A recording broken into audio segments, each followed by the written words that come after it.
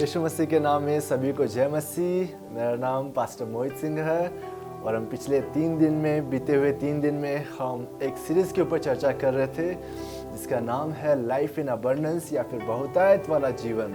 और हम सीख रहे थे एक मेटाफर जो बताता है परमेश्वर हमारे रिश्ते के बारे में, जो है चरवाहा और भेड़। तो उसके ऊपर हम चर्चा कर रहे थे और पिछले दिनों में हमने सीखा कि कैसे चरवाहा हमें बहुतायत वाला जीवन देता है। पहली बात जो हमने सीखा कि वो हमें बहुतायत वाला जीवन देता है हमारी सुरक्षा करके, हमारे लिए शेल्टर बना के। दूसरी बात जो हमने सीखा कि किस तरीके से परमेश्वर हमें वो बहुतायत वाला जीवन देता है। परमेश्वर हमें बहुतायत वाला जीवन देता है हमारे लिए भविष्य और आने वाले दिनों की योजनाएं बना के।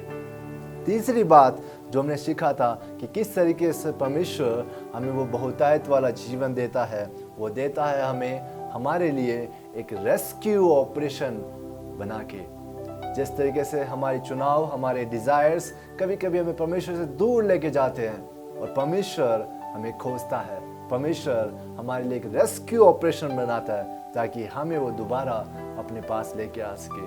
उस परमेश्वर के उस बहुतायत वाले जीवन में जो हमें देता है, उसके अंदर परमेश्वर हमें त्यागता नहीं है, वो हमें ढूंढता है क्योंकि वो हमसे प्रेम करता है। आइए आज इस अगली नई सुबह में हम जो चौथी बात को हम जो सीखना चाहते हैं, जो बहुतायत वाले जीवन के बारे में, किस तरीके से चरवाहा हमें बहुतायत वाला जीवन देता है। तो चौथी बात जो हम सीखने वाले हैं वो है शेफर्ड्स प्रोविजन। हमारे चरवाहे का प्रोविजन जो हमें मुहैया करवाता है वो हमें बहुतायत वाला जीवन देता है। आपने गौर किया होगा कि जब चरवाहा या भेड़ का कोई फोटो होगा, उसके अंदर चरवाहे के हाथ में एक लाठी होती है। और आपने शायद गौर किया होगा क्योंकि मैं राजस्थान से हूँ और वहाँ पे जो चरवाहा जो होते हैं उनके पास लंबी लाठी होती है। उस लाठी के एक सिरे पे वो एक चाकू लगाता है और चाकू को वहाँ पे बांधा रखा होता है। क्यों वो चाकू वहाँ पे लगाता है? क्योंकि चरवाहा भेड़ के लिए वो फ्रेश पेड़ की पत्तियां जो है वो तोड़ के डालता है। मेरे साथ आप इमेजिन करिए, अगर भेड़ ये सोचे और ये कहे चरवाहे को कि चरवाहा मैं चाहता हूं कि आज मैं इस पेड़ की सारी पत्तियां खा जाऊं, आज मैं चाहती हूं कि आप मेरे लिए इस पेड़ की सारी पत्तियां आप तोड़ के मेरे सामने डाल दे, क्या चरवाहा ऐसा करेगा?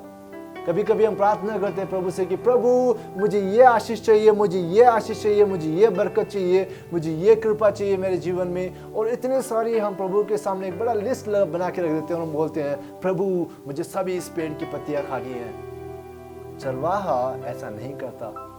वो सभी पेड़ की पत्तियां डाल के काट के नहीं देता भेड़ को। क्यों? क्योंकि चरवाहे को पता है कि उसकी भेड़ कितना खाती है। चरवाहा जानता है कि उसकी भेड़ का स्टमक कितना है, कितना पत्ती, कितना खाना उसकी भेड़ डाइजेस्ट कर सकती है। यदि चरवाहा उस पेड़ की सभी पत्तियां काट के भेड़ के सामने रख दे तो मैं ये इमेजिन करता हूं कि भेड़ उतना ही खा पाएगी जितना वो पेट में डाल सकती है। बाकी की पत्तियां जो चरवाहा भेड़ के लिए तोड़े, बाकी की पत्तियां सूख जाएगी। हम इमेजिन करें कि परमेश्वर यदि सभी आशीष अगर हमारे जीवन में दे दे तो कई आशीष ऐसी रहेगी जिसको हम संभाल नहीं पाएंगे और वो सूख जाएगी, वो व्यर्थ हो जाएगी। इसलिए चरवाहा उतना देता है जितना हमें जरूरी होता है, जितना हम खा के हम बोले प्रभु धन्यवाद। मेरा चरवाहा, मैं आपका धन्यवाद करता हूँ। हमारा चरवाहा जानता है हमारी लिमिटेशन कितनी है।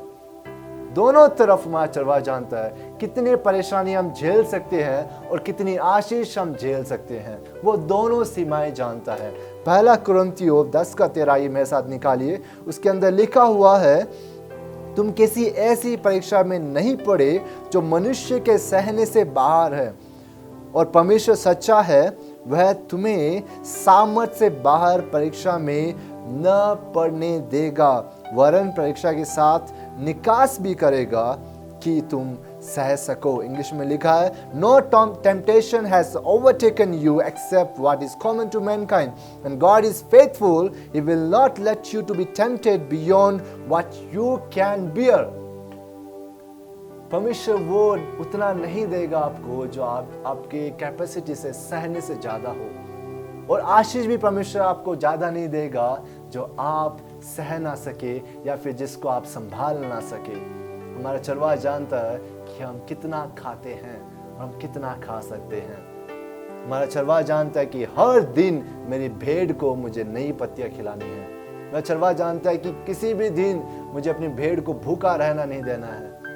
यदि कोई भेड़ पतली रहती है तो लोग चरवाहे के बारे में बातचीत करते हैं कि चरवाहा कैसा है, क्यों इस भेड़ को कमजोर कर रखा है। हमारा चरवाहा जानता है कि उसको कैसे खिलाना है।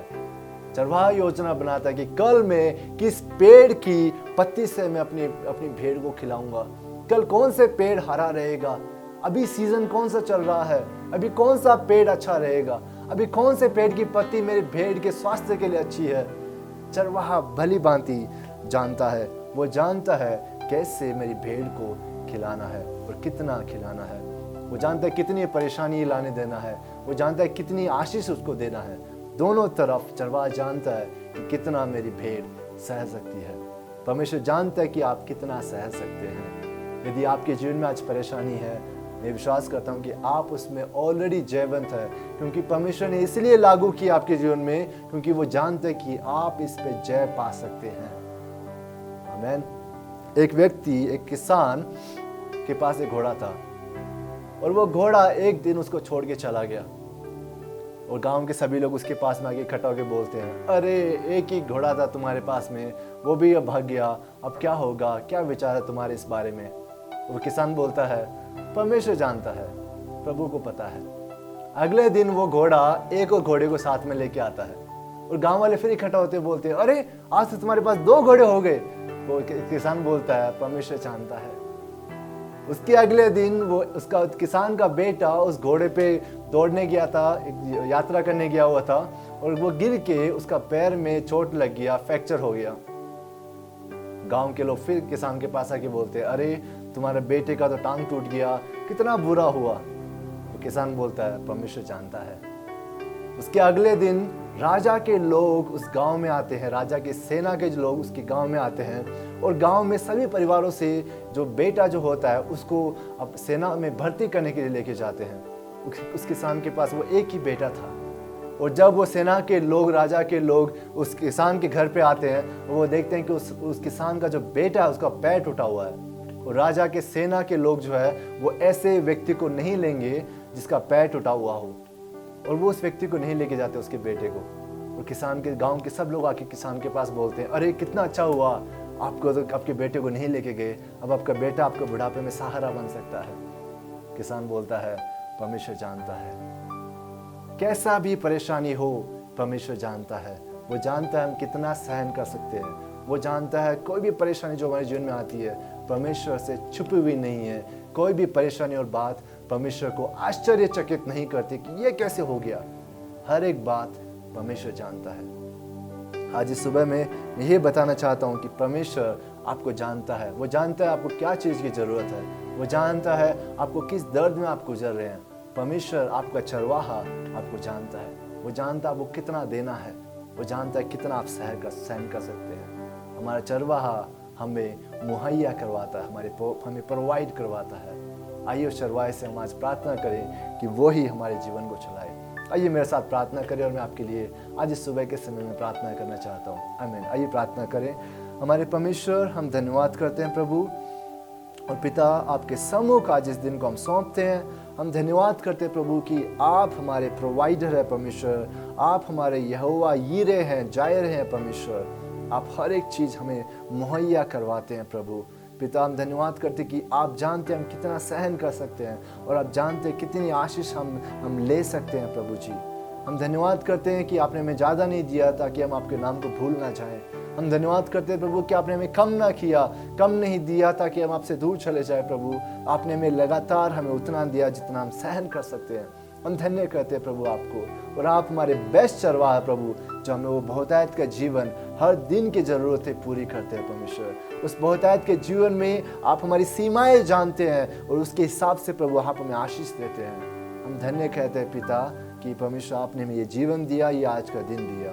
आपके हाथों में सौंपते हुए यीशु के नाम से हम इस प्रार्थना को मांगते हैं। आमेन। परमेश्वर आपके साथ रहे। God bless you all. Have a wonderful day ahead. God bless you. प्रभु आपके साथ रहे।